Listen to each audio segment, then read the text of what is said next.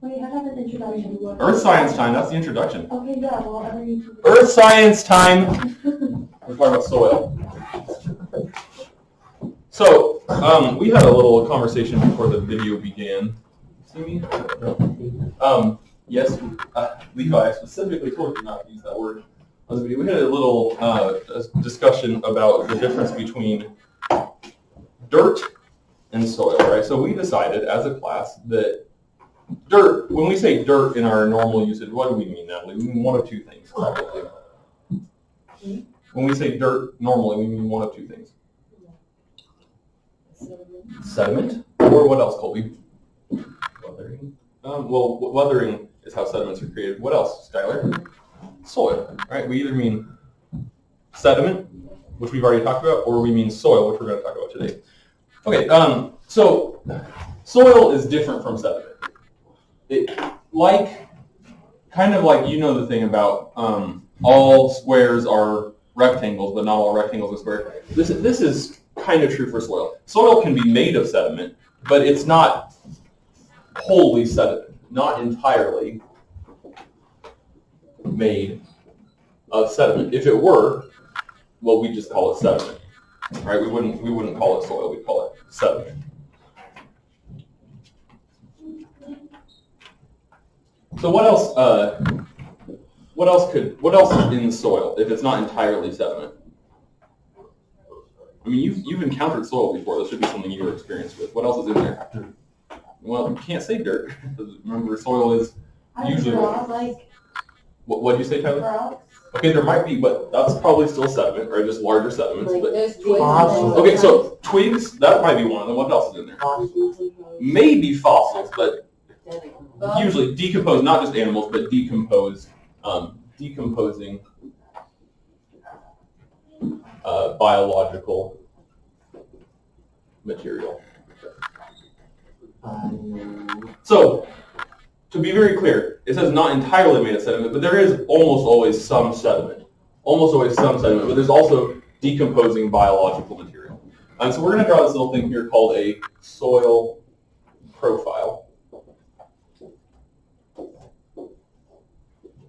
This is going to look so nice. Make it nice and straight. Well, this looks somewhat nice and straight.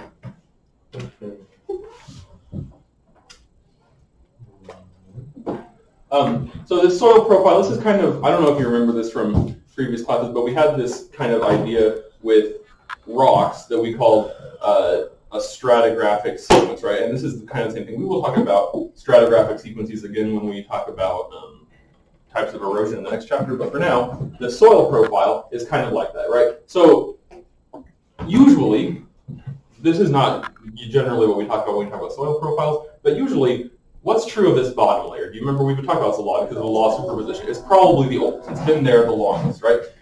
There's another, let's put, I don't know, I'm going to draw this bottom one like this. It's not really another layer, but this here is called the bedrock, and we've talked about this once before this year. Remember to yourself, this isn't Minecraft, right? Remember that to yourself. You can tell because some of the things have curves. But in Minecraft, I don't know if this applies to any of you, the boy who this did apply to, you didn't even hear, but the bedrock in Minecraft, does this apply? Have you ever heard of Minecraft? Is this going right over your head? Do you know what Minecraft is? Raise your hand if you know about Minecraft. Just take a minute and chill out so I don't throw another marker at my screen. Bedrock is on the very bottom. Remember, in geology, this bedrock, this is not on the very bottom. It's on the bottom of our soil profile, but this is not the bottom layer of rock. In fact, this is the top layer of rock. Top layer of rock. So this bedrock it's not soil. This is rock. It's not loose sediment. It's actual rock. So what kind of things could this be made out of? Rocks. Yeah, give me some examples of rocks. Yes, igneous, metamorphic, or sedimentary. Right? Specifically, what kind of rock could this be? If you had to guess, what do you think it is here? If we started digging down until we got to a layer of rock, what would it be? It might be limestone. That's very possible. What else might it be? There's maybe two other possibilities. Sandstone. I was also thinking of siltstone. That's probably what it is. If we were digging down in the earth here, the bedrock is probably either limestone, sandstone, or siltstone. And those, the reason I know that is because those are all in this area, right? The buttes that surround this town are made of sandstone and siltstone, and then on top there's a layer of limestone. So if we dug down here, we'd probably find one of those. But it would be the very first layer of rock we encountered. The bedrock is the highest layer of rock, right? The one closest to the Earth's surface. So going up from that, there's usually, whatever the bedrock is, there will be some chunks of that bedrock in this profile, or in this horizon. We call these different layers horizons. All of them together are called horizons. Why do you think they're called that? Because they are what? They are different layers. Why do you think they're called horizons and not layers? Yeah, what's the word? They go horizontally, right? They're horizons. They go horizontally. Let's say your first and last name. I do have the whole thing upside down. We should just start the big over. A, B, C. I'm sorry. The C, hey, but guess what? Good news, the B horizon is still right. I'm lucky, thanks to the B horizon is still the zone of accumulation. I'm sorry, it's just that the C horizon is made largely of weathered material. Yeah, I doubt it. Okay, give us a second to read that. The A horizon, then, is a combination of, and we're going to talk about this in a second, but a combination of organic matter and sediment. I'm going to abbreviate sediment. Wait, that definition is so... So now that we've talked about the A horizon is a combination of organic matter and sediment, what do you think the O horizon stands for, and why is it called O horizon and not something else?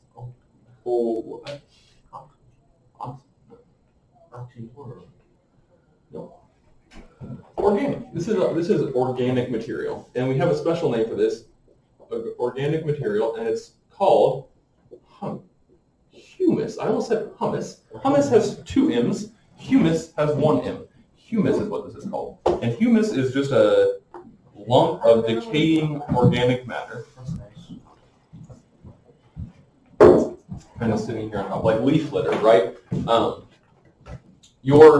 The reason that you sometimes see people aerating their lawn, right, or you see the little aerations in the football field, is because sometimes this, over time, all of these build up, and eventually it gets to be higher. Maybe you've noticed this, or maybe your dad or your groundskeeper, your gardener, I don't know, whoever it is might edge the sidewalk, right, because the sidewalk has flowed, or the grass has flowed over onto the sidewalk. And that's because this layer builds up as the grass dies. Every year the grass all dies. It doesn't die. The leaves of the grass dies. And then that becomes part of the O horizon. And the next year, the new grass grows up through that. And every year that happens, this gets a little bit taller and taller and taller. And so eventually the lawn needs to be aerated so that the roots of the grass, which are still down there, can get some oxygen. And it needs to be edged because that is building over onto the sidewalk. Well, it's also, it's depositing in that case in your lawn, but it's eroding somewhere else, right? So it all balances out. But everywhere is either what we call a depositional environment, like this little tiny bit here is, or it's an erosional environment where the sediment is flowing away. So what would you consider this out here? Right now, this is an erosional environment. So it has been a depositional environment in the past, and we'll talk about that all in the next chapter, but that's a good question. There are a couple of things that determine how the soil forms. Soil formation,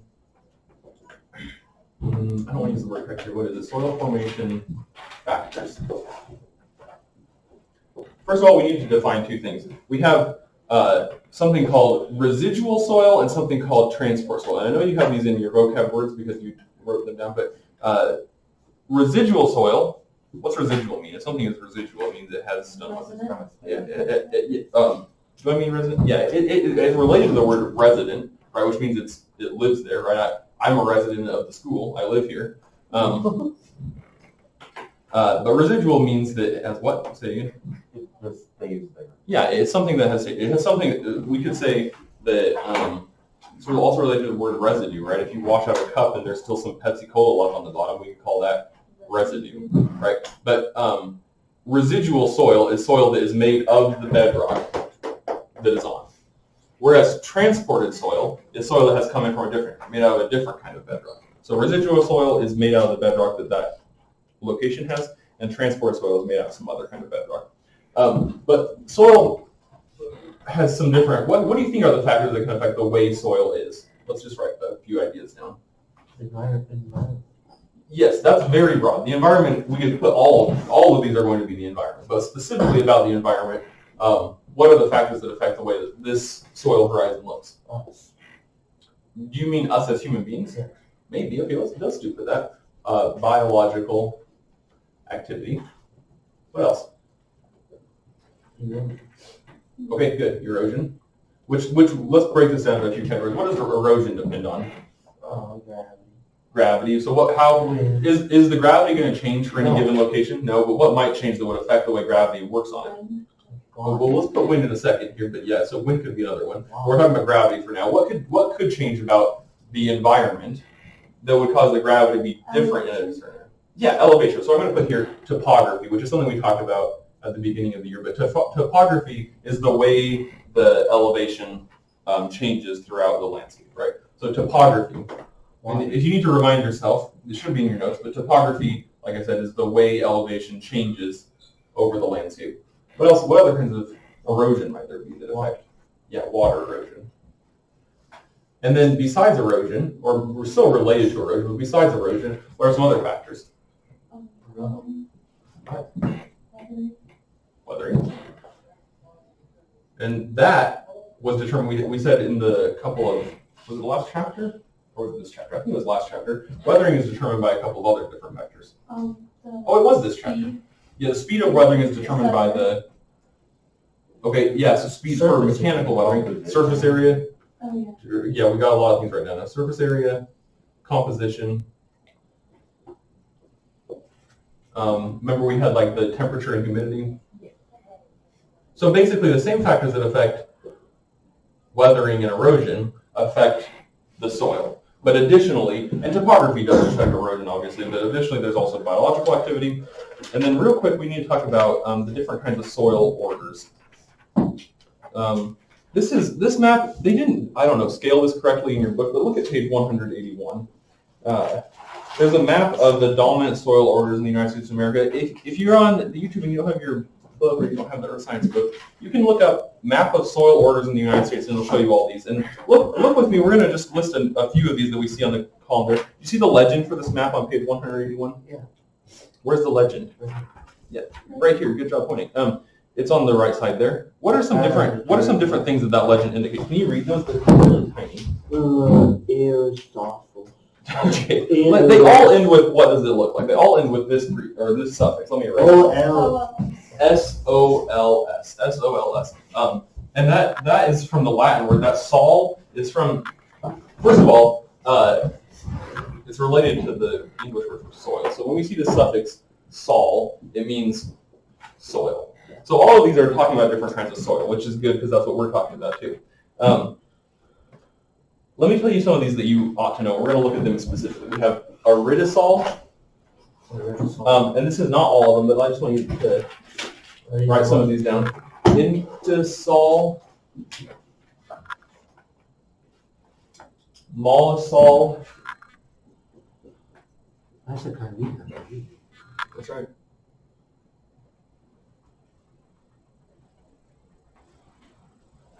Let's see.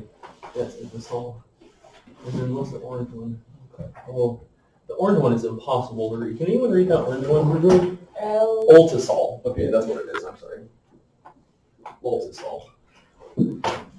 So there are more, right? Luke can look up the other ones, but these are the ones that we're going to talk about because they're kind of, I don't know, more exciting or more easy to remember. So look with me. What color is aridisol on our map?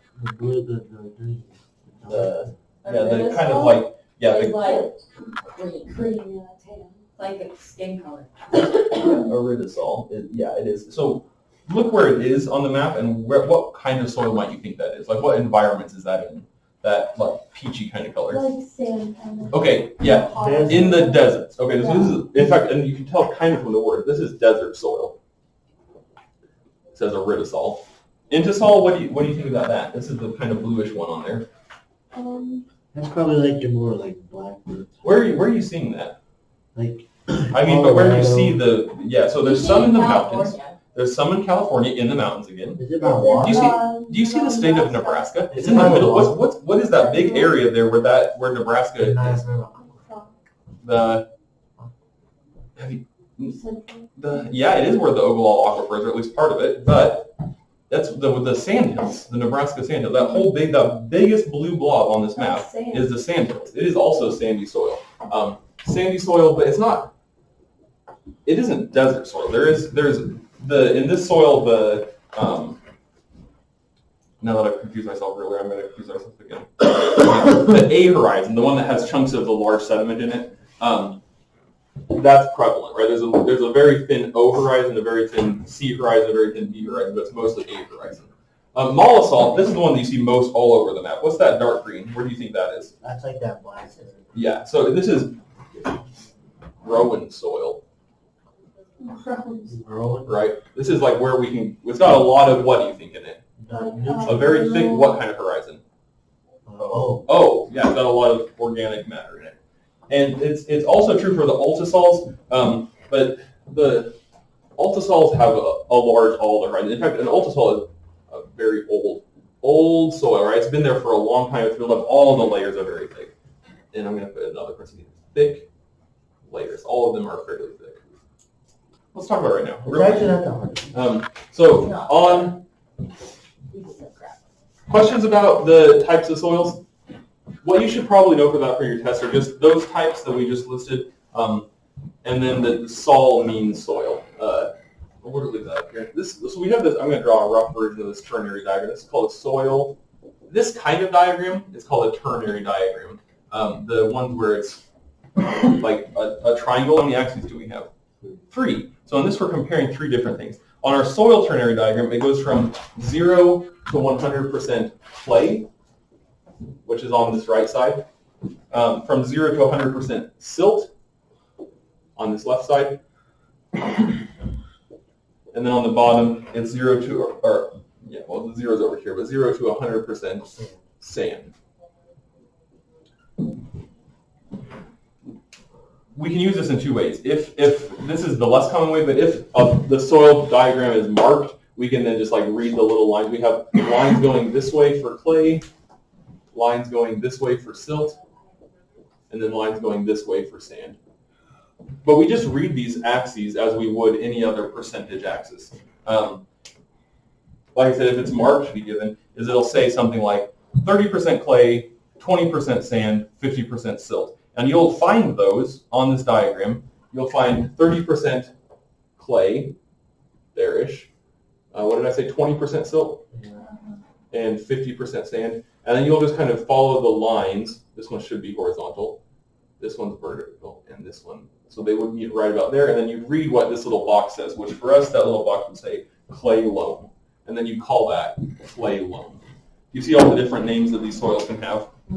So this is the USDA soil classification, which is different from the Intisol or Ritisol, Mollisol. You just, basically, you kind of like find with your little fingers, you got at least 3 fingers, most of you. If you find with your little fingers, the dots that mark where the percentages are and kind of like swoop them towards the middle, along the lines that each one reads, you'll find which box it's in. This is called a ternary diagram. It's used for more than just soil. The only 2, actually, truthfully, the only 2 I've ever seen in my life are for alloys of gold, which has gold, silver, and copper, and soil textures, which has sand, silt, and clay. Questions about this? So 3 things. Soil profile, right, which has the soil horizons in it. Types of soils according to the USGS, the Mollisol, Intisol, Ritisol, that kind of thing. And then USDA soil ternary diagram. Soil classification. Sorry, soil classification. Bye.